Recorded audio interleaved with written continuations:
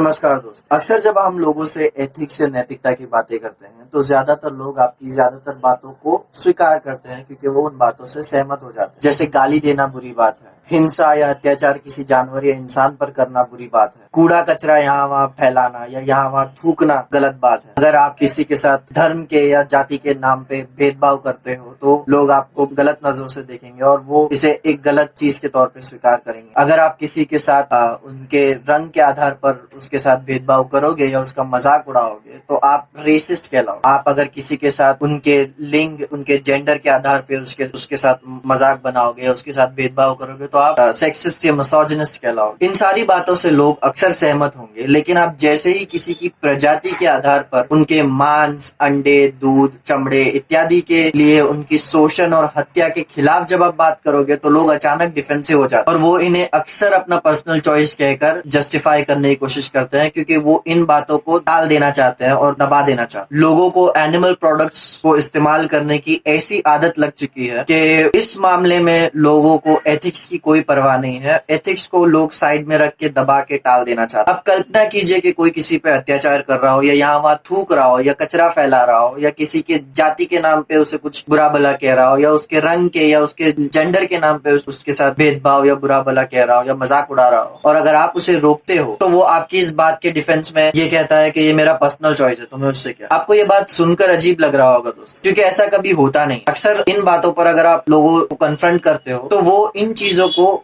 गलती के तौर पे स्वीकार कर लेते। लेकिन जब एनिमल प्रोडक्ट्स खरीदने की बात आती है तो लोग अक्सर उसे पर्सनल चॉइस के नाम पे जस्टिफाई करने की कोशिश करते हैं, जबकि पर्सनल चॉइस कोई जस्टिफिकेशन है ही नहीं। हर इंसान कोई भी फैसला पर्सनली जब लेता है तो वो लिटरली पर्सनल चॉइस होता है, जो कि कुछ भी हो सकता है। जैसे कोई इंसान मर्डर या चोरी करता है, वो फैसला भी उसने पर्सनली लिया होता है, वो उसने पर्सनली चूज किया होता है करने के लिए।